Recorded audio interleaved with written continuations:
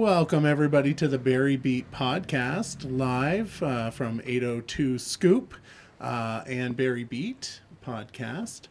In the studio today, we have the ever lovely Raylene, and of course, Don Koch.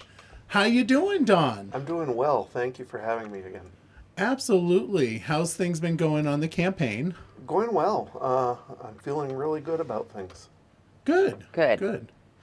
That's always good to hear. Absolutely. So we wanted to get you back on and give you another opportunity to tell everyone about yourself. So let's spread your message. Yes. So Don Koch, why are you running for Washington Senate? I'm running because it's become impossible for so many average Vermonters to continue to be Vermonters. Affordability is the number one issue this year, and it encompasses so many different areas of governance and what the legislature's been doing, what they've been screwing up, and we just need to fix it. We need to support the governor. Yeah, that's I've seen several of the ads online about him endorsing candidates. Mm-hmm. He really is asking the citizens of Vermont to help him out this year and to elect people like you, like Michael, like you. Yep. To really be that central kind of governance model that he's looking for, and that he has himself tried to be as governor. Right. So we can go down all the wonderful questions. Certainly, I know that we've talked before about the clean heat standard. Yes. And I'm it's going to be kind of, it's important for folks to know. So why don't you tell us your thoughts on the clean heat standard? Well, it's an absolutely unaffordable mess that they've created, and if I'm elected, when we vote on that in January on whether to go ahead with implementing that standard, I will be a hard no. I will not vote for that horrible bill. I will vote to kill it. Ordinary Vermonters just simply cannot afford it. Mm-hmm. We can't afford to pay double the cost for our heating fuel. And they're promising us that that's just the beginning. They're going to come after transportation fuels and other forms of energy next. Yeah, it's a huge misconception, and the information is out there, of course, that's all a hoax, that it won't affect us financially and that it won't increase our bills. And, I hear those commercials as well, but how can it not? It will. There's no avoiding it. It will significantly raise the cost of our fuel, and we just simply can't afford it. We're getting bombarded with taxes, and this carbon credit fee that they're talking about is a tax. They'll tell you it's not a tax, but it sure smells like one. It looks like one. It is one. If it walks like a duck, talks like a duck, it's a duck. So regarding that, I know that the numbers that have been thrown out there is $4 additional in heating fuel. And as a trucker, as a truck driver, is trucker derogatory? I don't know. No, okay. I am a trucker. He's a trucker. For now. For now. So, as a trucker, a truck driver, the clean heat standard, would that also have any impact on diesel for the trucks? I don't believe so. No, You don't believe so? that Okay. that is targeted towards heating fuel, which is off-road diesel, propane, natural gas, whole different assortment of fuels used for heating homes, and not just heating homes, but now we're learning the propane bottle, the 1 pound propane bottles you buy in the hardware store for the grill or anything else. Your camp grill. So the hardware store across the street, Nelson's for example, they sell the 1 pound bottle. They will have to register as a fuel dealer, and they will have to pay for those carbon credits if this goes through. Just to sell those 1 pound bottles, which, I mean, as a truck driver, you know, those are packaged for individual use. That's something called hazardous materials ORMD, or otherwise regulated material domestic. Because it's in domestic packaging, it's not subject to the hazmat requirements. But yet the places that sell these are going to have to register as fuel dealers. They're not going to get a similar exemption from those regulations, and it's crazy. So I'm befuddled by the comment about how it's not going to affect the diesel prices for trucks. And I know that for me, when a couple of years back, I was struggling with paying for fuel, and to get on the plan, it takes a lot to, you have to be in good standing, which, you know, when you don't have a lot of money, it's hard to get there. You know, people that are struggling financially don't have a lot of money sometimes to pay the big fuel. Anyway, so that being said, we would run out of fuel, and we would go up to like Maple Woods and fill from the diesel up there. So the fuel would be $4 coming from Irving or Suburban or whatever, at $4 extra over the, and of course this is all hypothetical, right? And I apologize. That would be really odious for folks that are, you know, struggling to get by, which is the reason why you want to kill it. And I don't know how it would affect the off-road diesel, which is the same as your number 2 heating oil. It's marketed differently. It's given a different UN number on the placards, depending on its use. I think the off-road diesel may have some kerosene mixed in with it to help keep it from gelling in the winter. But they're specifically targeting, with the clean heat standard, heating fuel. But as I said, they're not done. They're planning on coming after transportation fuels at a later time. So this is just their starting point.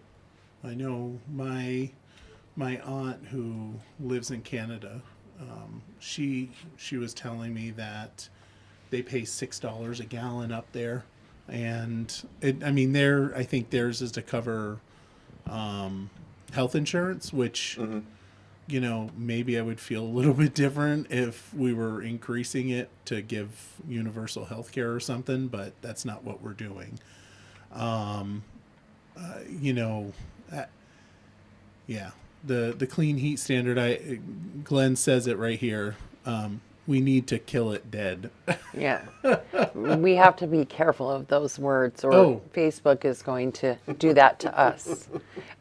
So I just replied to his comment, and I should not have said that. But already it's not allowing me to reply, I think, to his comments. So yeah, it did. So, but we have to be really careful of what we're using for terms. So I do apologize, folks, for saying it. You know, apparently, I thought. No, it's the Facebook gods, you know, the community standards, and they will, because they don't actually listen, it's just a robot listening to us that is saying that we said those words, so they will think that we're doing harm. Our big robotic brother. Right. So we just got to be careful of the terms we use. Yeah. We need to squash it for real. There you go. That's right. Yes. There you go. That's good. Yes. Thanks for understanding. Yes, thank you, Glenn. Folks, if you have questions, please pop them in the chat so that we can ask Dawn. We're definitely we definitely would like to answer some questions for you. Raylene, do you want to? Well, I want to elaborate on this whole thing a little bit, and just to say that I think you hit the nail on the head when you said, right now we're talking about heating fuel, but what's next? And Right. so if the, you're just in the door, so why not go? Isn't that what we say in everything in life? You just got to get your foot in the door, right? 0.44% tax that they just added to the payroll tax that they just created to fund education, child care. That's just a foot in the door. Yeah. That's another tax, another new tax that they can later target for increases, and they're doing that. It's just 0.44%. That's such a tiny amount. It doesn't matter. Everybody can afford that. That's their mentality. They keep raising. They have something they want to fund. The money's not there. We'll just raise taxes, and that's what they're doing. And now this clean heat fee that they're not calling a tax, but it's a tax. We have to pay for it. And it will trickle down, no matter how Right. small people think it is. When we talk about even the little 1 pound units in the trades, how many of those are used for blowtorches and other equipment? Right. And the cost of those things are going to go up, which maybe it all is insignificant at first, but it all adds up. Where's the straw that breaks the camel's back? Exactly. And I think we're if we're not there already, we're getting very close, and I think the voters are seeing that. Yeah. Yeah. Can we talk about crime now? Yes, I was just going to ask, only because go for it. Well, just in general, we see there seems to be, though a lot of people are denying this fact, but there seems to be a lot more crime right now, not just in and around the city, but in and around Vermont. And we see a lot of catch and release. And unfortunately, our law enforcement takes the brunt of the abuse when it comes to that, when it really doesn't, it's not anything they have to do with. They're just as frustrated as me, you, or anybody else with that. So it comes down to all of you in Montpelier. And where do you see things as far as maybe bail reform, sentencing reform, more mandatory sentences, and definitely some mandatory or at least long-term treatment facilities for people who are suffering from substance use disorder, and just the revolving door of that. Yep. Well, I actually put a opinion piece out a couple weeks back, I think 3 weeks back, on that specific issue, and on crime and punishment. It's posted on my website. Anybody can view it. And it went out on to my newsletter. People on my newsletter list. You can also sign up for that on my website. But yeah, we're constrained by the Supreme Court on that and what the purpose of bail is, and we need to make some changes to our Constitution and our bail laws to make it so that repeat violent offenders, people who keep getting released by the court and violating their conditions of release, and violent offenders not subject to life in prison, which somebody's facing a crime of life in prison, a sentence of life in prison, they can already be held without bail. But other than certain limitations or provisions where that's allowed, the Supreme Court has stated that bail can only be used to ensure that somebody shows up. But that ignores that, somebody ran from the cops when they were trying to stop them. That's a sign of flight. People keep ignoring their conditions of release and violating them, and they get hauled in and they released on the condition that they not violate the Condition conditions that they that they've already conditioned. violated multiple times. Yeah. And it's just a revolving door that needs to be locked. We need to take care of that. It's going to take a constitutional amendment, which can't begin until 2027. We can start working on it, on formulating what to propose. In the meantime, we just can't introduce it until the next legislative biennium after this one, just because of how the law is written around constitutional amendments, referendums. So, Don, you recently did a statement on affordable housing, and I did drop in the chat for folks Don's webpage for you to go to, and it has a boatload of blogs, or not blogs, but papers that you've done for people to take a look at. I see climate change, and I see the affordable housing. So, affordable housing is definitely a hot topic item here in the state of Vermont. What's your take on affordable housing? Well, we have people that want to buy homes or build homes. We have builders willing to build them, people that want to have them built, but we don't have the land to build them on because of the restrictions, the permitting, red tape makes it impossible to find suitable land. So how do we find that suitable land? We ease the restrictions on those permits. That has to be done in part by reforming Act 250. The legislature last year, the supermajority, they're very proud of what they did in carving out Act 250 exemptions in downtown areas. And as Senator Cummings said on another interview, to build where we want you to build. And she actually said that. They made it easier for people to build where we, as in the majority in the State House, want you to build. Well, where do we want to build? Maybe we want to build out in the country. Now, there are considerations if you're building large developments. There's considerations that have to be taken into factor there. Access to sewer and water, public water is a factor that's separate from the Act 250 discussion, but that's another permit that has to be has to be obtained.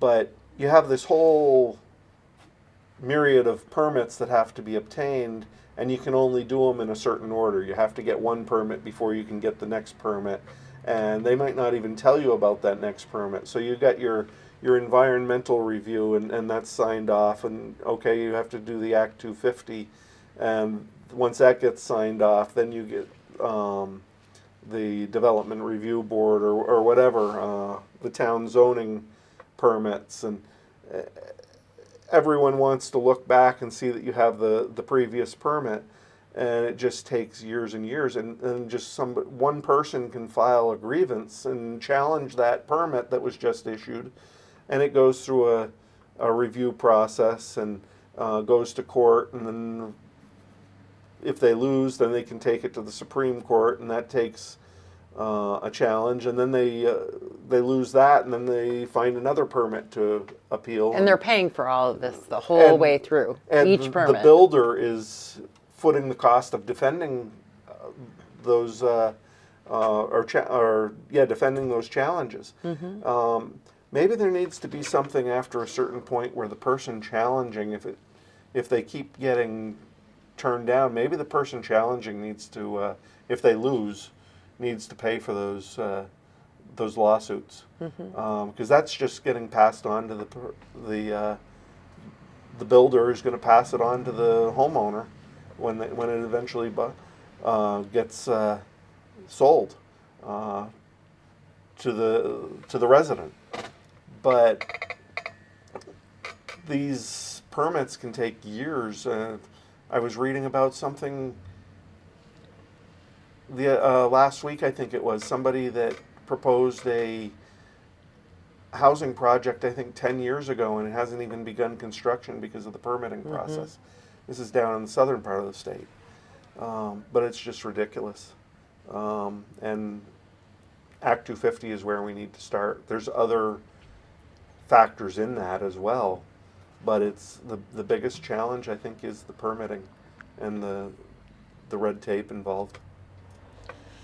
So I know Act 250, there's a lot of discussion on it. And, how do you deal with it? Do you get rid of it all, or do you see any good in it, or what do you think? Well, Act 250 is a very complex law, and I don't fully understand it. I don't have that answer, but I think it was designed to be something that's difficult to dismantle. And it might be something that we just have to scrap and start from scratch. I mean, yeah, we don't want the billboards. That's one thing that Act 250 does. So we have to pass a law, for instance, that would continue to ban those billboards. But the other problem, and I forgot to mention it with Act 250, and the problems is, and it started off as a good law, but it's the administration of it and the board that manages it and stuff. And so we had a volunteer board of 5 people that were, I think it was the Act 250 Review Board, I think is what it was called, I forget. But it was 5 volunteers, appointees, and they were having trouble keeping up with open meeting law, public notice, comment periods and stuff like that. It was making it difficult for them to do their jobs. So what the legislature did last year is actually expanded Act 250 by creating a new 5-member professional full-time board of bureaucrats to administer the Act 250 program. That's their job. That's what they'll be doing every day. They don't have to call they don't have to post public notice of what they're doing because they're doing it all the time, and they can bypass the public comment stuff. So it was something designed to create more bureaucrats and sidestep public comment and public notice. That's not how rulemaking should take place in Vermont. Or anywhere. Yeah. No, definitely not. But it from what I've heard from people, and it's all anecdotal, is that it used to be different and better, and it's just bloated. Would that be correct? Yeah, it's just progressively gotten worse with how it's administered, and the law itself isn't the problem per se, but how it's administered. And so something about that's gotten worse only in the last, since the dawn of creation, is our education spending, which is a huge hot topic for folks. I know that we've talked about education and Yep. and what are your thoughts about education spending? Because that is going to be a huge topic in conversation come January Right. 7th, I think. It's another thing where I've put out a paper, and I'm coming up with another one to be released shortly on the topic. But we need to figure out what the other 49 states are doing. They're all we're the only state that does it the way we do it. All 49 other states do it differently than we do it for funding our schools, and largely they're getting better results. Their performance in schools is better. We've got 8 students to a teacher right now I want to say it's 4, Don. Okay, I even wanna worse. say it's Even 4. worse. I might be wrong on that. Maybe not teachers, but like staff in general. Right. I think it's 4 because I know in the BUUSD there's about 2,400 children, and we have about 520 employees. Okay. And I think that's like the statewide average. Yeah. I might be wrong on that. Don't quote me on it, folks. I only know our schools. Right. So when I was a kid, they were screaming that we needed smaller class sizes. I think we had 30 students in a class or something like that, and that was difficult on the teachers. So yeah, we needed to go smaller. But now our student to teacher ratio is completely the other direction, and we can't afford that. And I think we need to make the class size bigger again. Not, of course, to up to 30, but when I was in high school, I think it was 16 to 20 students per class. Yeah, that's and I about think what that it was pretty when I was decent. too. I gave you information incorrectly, and I do apologize for that. It's overall staffing, the 1 to 4. Okay. I know in the BUSD the average class sizes are between like 13 and 20. I think that's about the average. So when that's you about look what at we them. had. Yeah, that's maybe a Us little old timers. Yeah, and I think we were closer to 18 to 20. Yeah. But, Yeah. So, yeah, I mean, I don't have the firm numbers, but we need to look at our class size, our student to staff ratio, and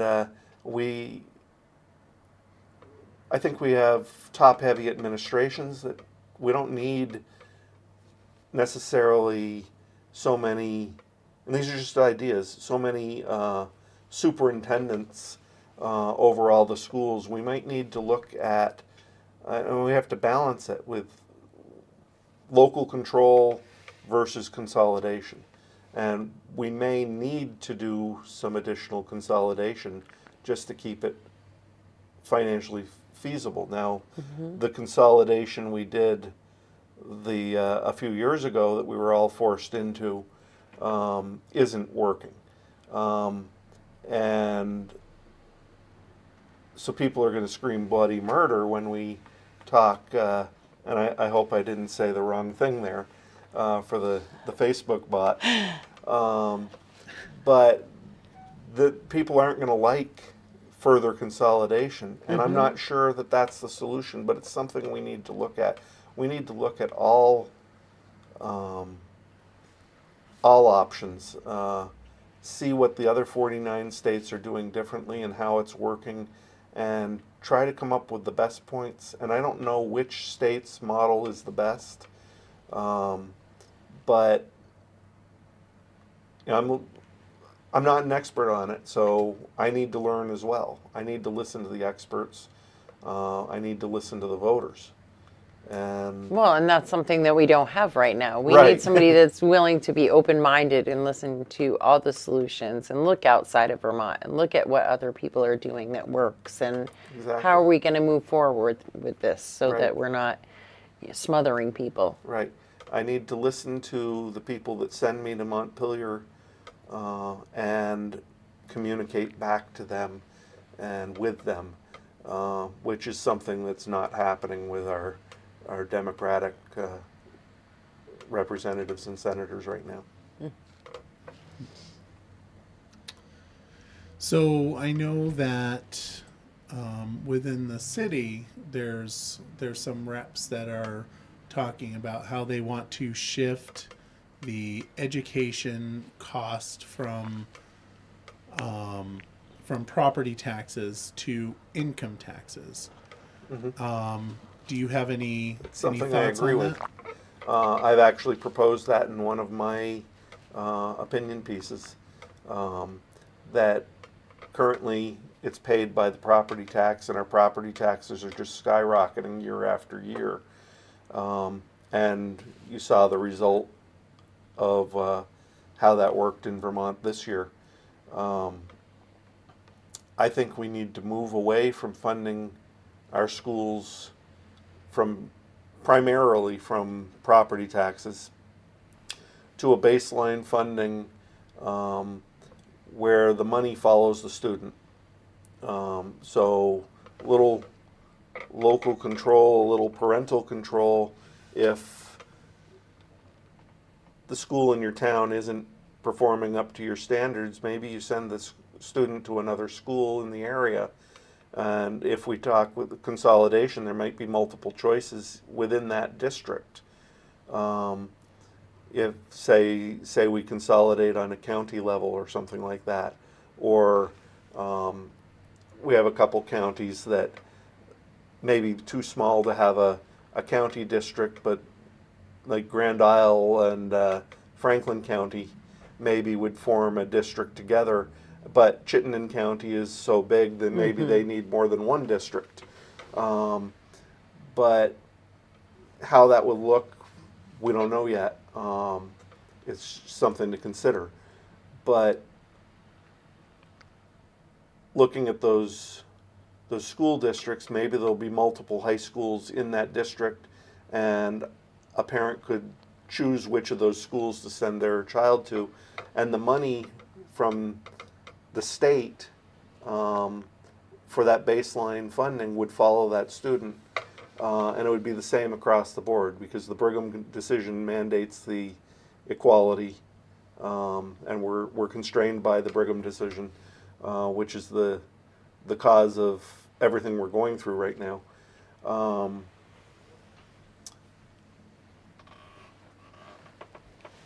So that money follows the student, but it would be a baseline. And my idea, and it's been brought up by others, is to have that funded by income tax. And then it's being funded by people based on their income and their ability to pay, rather than the value of their property. I think it's a more equitable way of doing it. More people would be paying into the pot, because anybody who's working would be paying for that, not just people who are homeowners or renters. So that would be a baseline funding, and then if a school district or a school in a certain town, whatever, wants additional funding for a special program or something that's not provided for in that baseline, there might be possibility for an optional local option. I shouldn't say optional, it would be mandatory for everybody in the town, but a local option property tax to supplement that. And then stuff like special ed is a special situation that should be fully funded by the state, separate from the school budget. And I think that's one way we can go about addressing this skyrocketing inflationary system that we have going right now. So if we talk about that, we talk about everyone paying and everybody paying the same amount. Just because I know this is a question on a few people's minds, what are your thoughts as far as those taxes maybe ending at the age of 65 or 70 with those people that are on a fixed income and that already have their Social Security or other income taxed? In other states, they don't tax Social Security, but here they still do. Right. So I believe that taxing Social Security income is double taxation. People have been paying tax on their income when they work all their lives, and then suddenly when they draw that money back, they're being taxed on it again. It's paid for by taxes. They've already paid the tax on that. So I am against the taxation of Social Security income, and I would vote to exempt that from taxes. Yeah, I think that means a lot to a lot of people, especially when you get into the conversation about even education. It's just more funding that they're always trying to come up with. Yeah. More, they're still contributing this income tax, and it's not an income. This is money they've paid in their whole lives, and Right. now they're just trying to survive. Yeah. Yeah. And as you said, fixed income. There's not any more coming in to give. Nope. Well, it's an intriguing idea of the mixing of the income tax with the property tax to supplement, like, additional, costs that a district may want to incur above Yep. a set rate.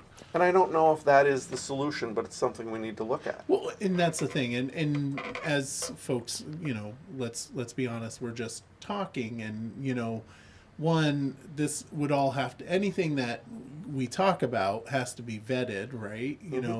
It has to go through the process that it needs to go through. But you know what? What doesn't happen if you don't talk about things and make suggestions.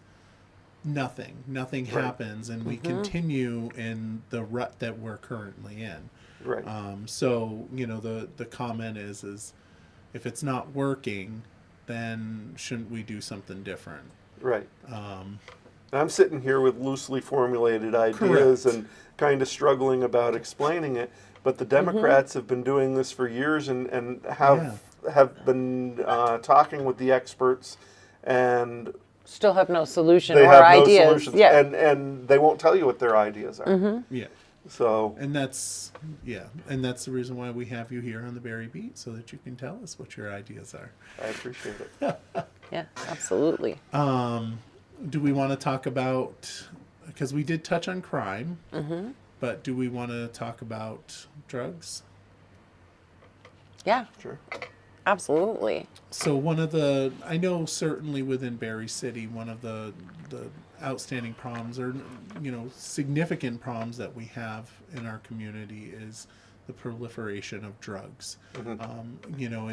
It feels like we don't go very long before we hear about another overdose, a death caused by it, and we're constantly hearing about overdoses, people being found in their car,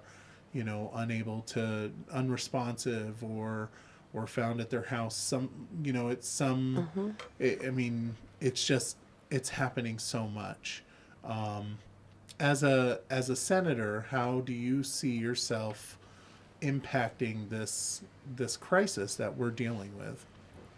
Right. Well, of course, I'm still just a candidate, not elected, not subject to or exposed to the testimony that needs to be looked at.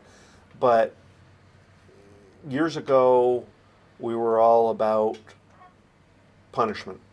And of course, Nancy Reagan had started the Just Say No campaign. Didn't work. People just didn't say no.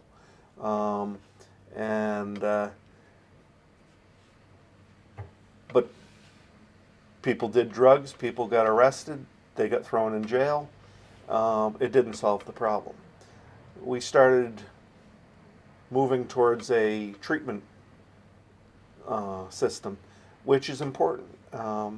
Drug addicts are addicts. They're addicted. It's a mental illness, or it's an illness, not a mental illness, a physical illness, and that's real, and it needs to be taken into account. And I believe in treatment for drug addiction, but it doesn't always work. And how many times can you just forgive somebody and say, okay, we'll send you back to treatment? There comes a point where you still have to say, yeah, we want you to get the treatment, but you're also going to do time for this. There has to be a penalty. And where that line gets drawn, I don't know. But again, what we're doing isn't working. That's because we don't have enough treatment. the word on the street, or the word that we get from legislation, is that we have all kinds of treatment. It's there if you want it, but there's not. And I can tell you firsthand, as a mom of an addict, finding treatment and getting treatment is not easy, and it's Right. extremely expensive. There are two programs in the state of Vermont, and treatment is considered a 21 days tops, but a 14-day generally stay at a treatment center. That's a glorified detox. And then you come out and you go back to your same very environment with next to no help, no support, no, there's no real mission of how we're going to get you. Really, if you're going to send them to someplace for 14, 21 days even, then send them to a different county after. Mix it up a little bit. Put them in a place where that's the least that can be done. But when we start talking about treatment and whether or not you go to jail and all of those sorts of things, I too agree. If you continue to commit these crimes, especially violent crimes, and you can't continue to use the excuse it's because I'm an addict. You can't keep getting that Right. slap on the wrist. That cannot happen. But we invest a lot of money in the state to a lot of things like safe injection and the constant education of things that or support of these 14-day facilities that really don't do anything. Right. They literally will detox somebody. All it does is give them a breath, take a deep breath. They get a roof over their head. They've got 3 meals a day. They've got hot showers. They've got all of that. So it gives them a little break and a little rest so that they can come out running. They're ready to go when they hit the streets again. Because they're right back in the same old situation that they were in. So, I'm hoping that people like you are more open to actual treatment, and treatment that is affordable and that is longer term and even mandatory longer term. When, and I know it can happen because, like you said, look to other states. Are right next door in New Hampshire, what they do and what they model. Most of their programs are a minimum of a year. Yeah. Yeah, so I mean, talking about when somebody repeats, maybe they need to do some time. Maybe that time isn't done in a jail cell. It's done in a treatment facility. Mandate the longer, that's your sentence, is you're going to get long-term treatment.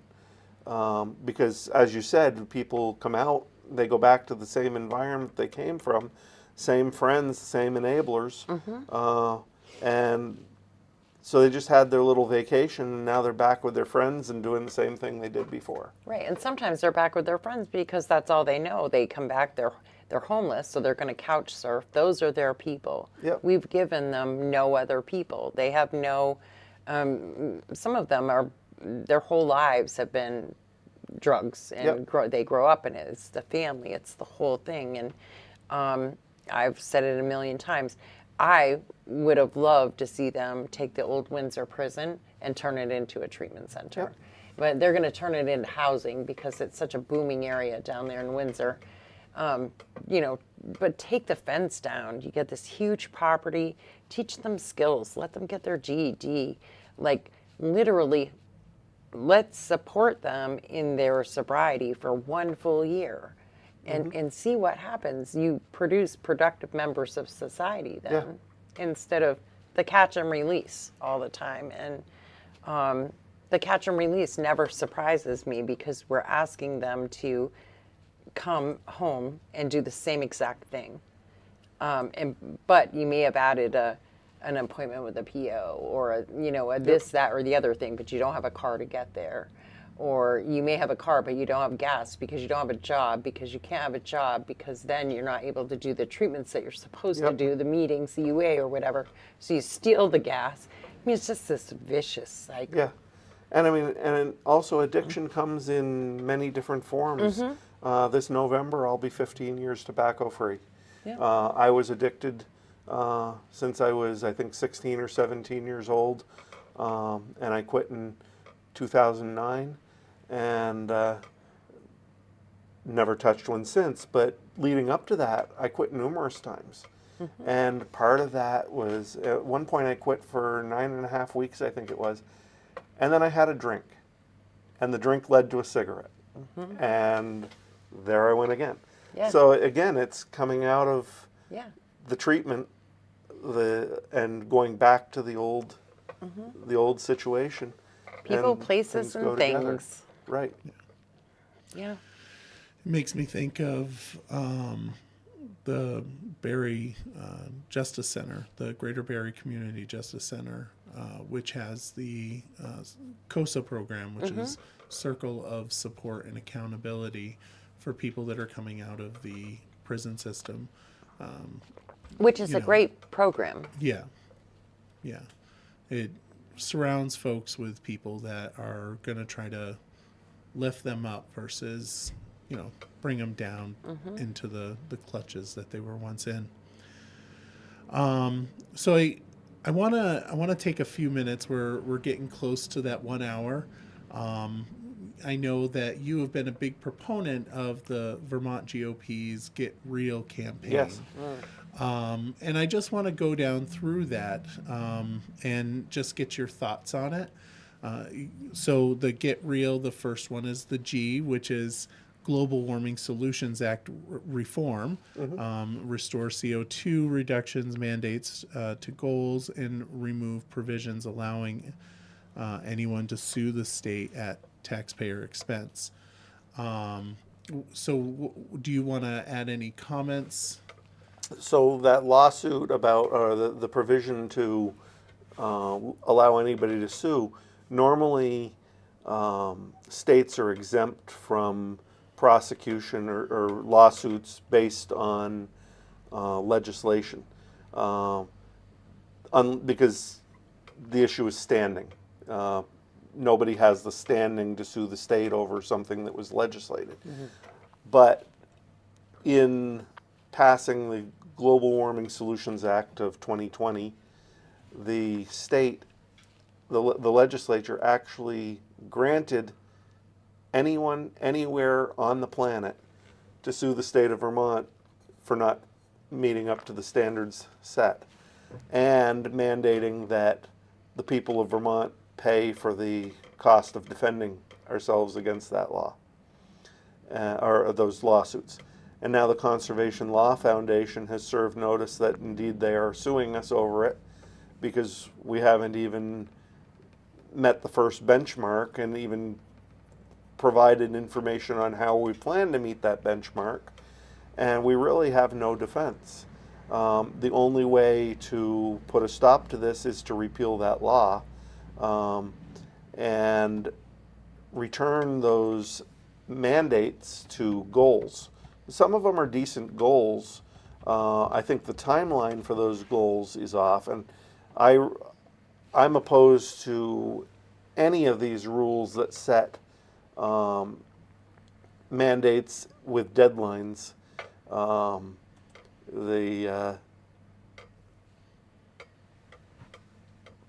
The electric vehicle timeline and all these things. Get triggered. You're right. Yeah, it's just one more mandate with one more deadline that we're not going to meet, and when we don't meet it, there's problems. And we're with the EVs, for instance, we're setting up setting ourselves up for when we can't keep the infrastructure up. And we can't upgrade the infrastructure fast enough to keep up with the number of electric vehicles that'll be on the road. I believe in manufacturers making a product that people want. And if they make a product that people want, people will buy that product. As people buy that product, we will upgrade our infrastructure to meet the demand. It'll happen at a natural pace. but they're out there setting these deadlines. And 2030 is only 5 years off, or just 6 years off. And It's pretty close, actually. Yeah. They're probably close. Yeah. It's now we're close to Right, November. October, right, Right. exactly. So Yeah, we're it's pushing almost- 5 years. Yeah. You're Right. right. Right. So there's no way we can meet those goals in that timeline. And of course, anything the government does runs into delays and cost overruns.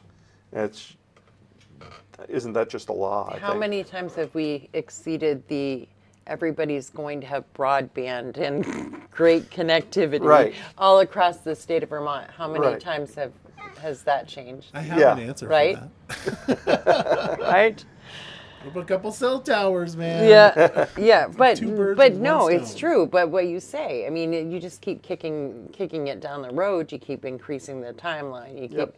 because we're not ready. Right. Period. And I think it's just a law that if the government does something, it has to get delayed and cost more than what they told us. It's the comment that you made about suing the state, giving up. I think the term is sovereign immunity, which is what they gave up. A Right. legislative body gave up our sovereign immunity, which to me just seems dumb. Yeah. For lack of a, and Glenn said it. He said it first. Glenn said that's dumb, Yeah. and I would agree, Glenn. It is dumb, and it's unfortunate and stupid. I agree. Yes. So another, the next one is educational. We kind of already touched on this. Educational excellence, get political agendas out of the classroom, repeal non-core curriculum mandates, and emphasize reading, math, and science. Yes. Certainly something that, we see in our school systems. It certainly, you see that decrease in those core curriculum, academics. Yeah. Ideology should be taught at home. Yes, that's true. And then we just barely talked about the electric vehicles, which we didn't really talk about because Michael it would hates have talking I about hate Oh, talking- okay. Yeah, it makes him For the- quiver. It does. Gets all red from the neck It up. makes me very angry because I don't want to be forced to get an EV. Right, he just Right. wants to do it if he wants to. Right. Correct. As Right. I said, I believe in business companies making a product that people want. Right. And And if they build a good product, people will want it. and if the EV came at the same price as my current one, I'd buy it. Anyway, transportation infrastructure, fix our roads, Yeah. prioritize local Roads, projects. bridges, and infrastructure. Broadband. Yes, I would add the broadband to that. yes, that is an infrastructure project for certain. Yeah. We received a boatload of money for broadband,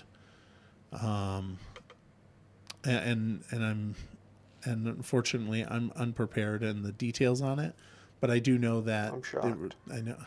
Ooh, ouch! The state? Ouch! Or the city. State. Yeah. The state received a bunch of money. Man, that was salty.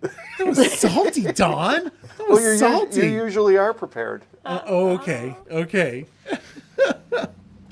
I love it. Man. Prioritize local projects to assist with flood mitigation and climate resiliency, which, let's touch on that just a bit. Although I know I'm keeping you over here, but your thoughts on projects for resiliency, and are you a dredger? I'm a selective dredger, or if whatever we're doing, if we're not calling it dredging, River sedimentation maintenance. right? And I guess I there's a love our difference. city manager. I guess there's a difference in that what they're doing is just scraping accumulation and not digging down deeper.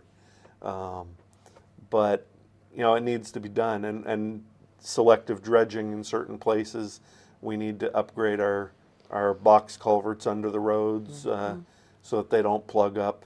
You have to take into consideration that as we grow as a population, we're building more homes, we're creating more impervious rooftops, more impervious driveways. We're putting up solar panels out in our fields. That's more impervious surface causing water runoff.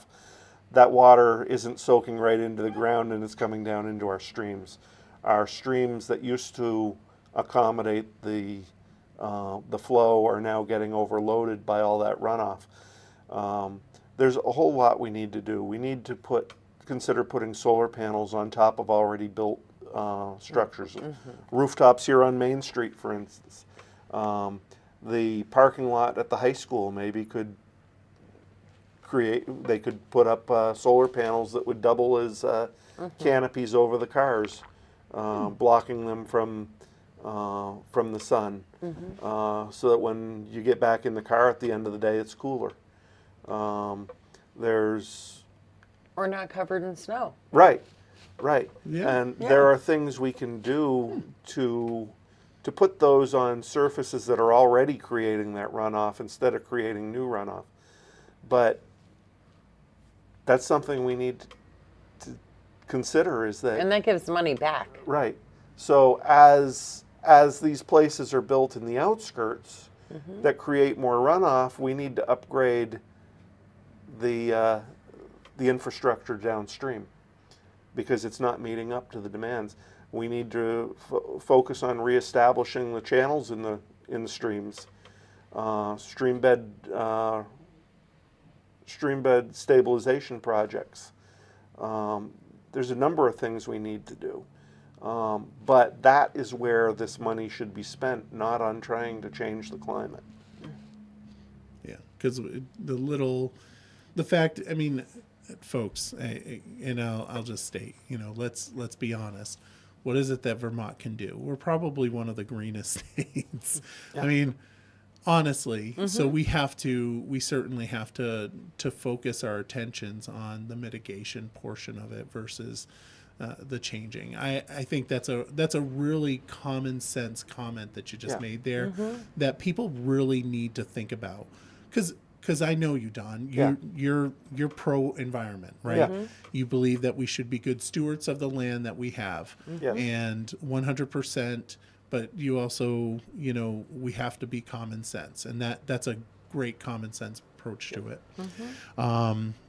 R for regulatory reform, which we've already dealt with that, the Act 250.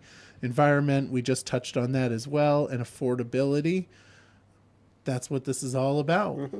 Don Koch is all about affordability.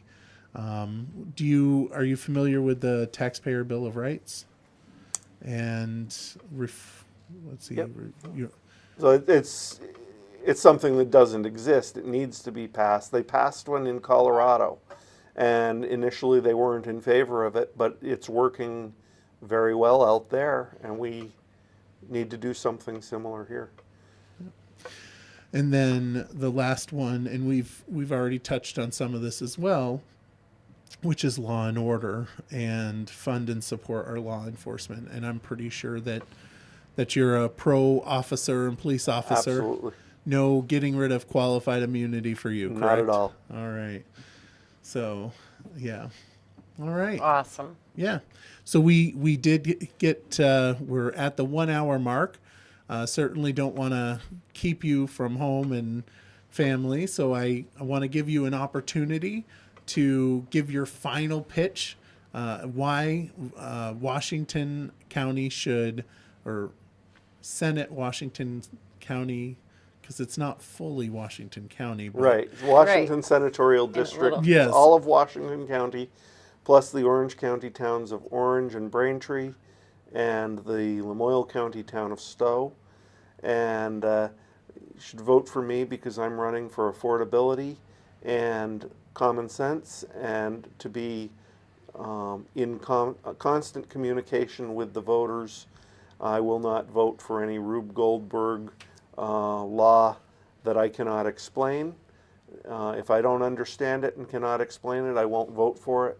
I will keep in communication, and I will always tell the truth. That said, I can't do it without funding. We're 3 weeks from the election and 1 day, and I've got expenses that I need to pay for to seal the deal and get this done. And I appreciate all the support I can get. You can donate on my webpage, donaldkochforvt.org, or you can mail me a check to Donald Koch for Vermont, 326 Lowry Road, Barre, 05641. And I just dropped the link for your WinRed account. Great. So folks can donate there as well. I dropped the link to your website earlier, and certainly would encourage folks to go to donaldkochforvt.org so that you can learn more about Don Koch. And don't forget to sign up for my webpage, or for my email list. That's on the webpage as well. That's right. All right. Well, Don, thank you. I'm just going to drop the link to your webpage one more time. I do want to say thank you for joining us on the Barre Beat. It's always a pleasure to have you here, and hopefully we'll get to see more of you. Thank you. Thank you very much for coming. And thank you, everyone, for watching the Barre Beat podcast live from 802 Scoop. And with that, we hope you have a wonderful... And we'll see everybody at 3 o'clock. Well, you will. Yes. You will be here with Gina Galfetti and Topper McVaughn. Correct. At 3 o'clock. Correct. And there will not be a Barre Beat this evening because of these two shows. And we are ramping things up to get you as many candidate interviews as we possibly can between now and the 5th of November. Because we have invited everybody. We have. All right. Have a great day, folks. See you in a couple.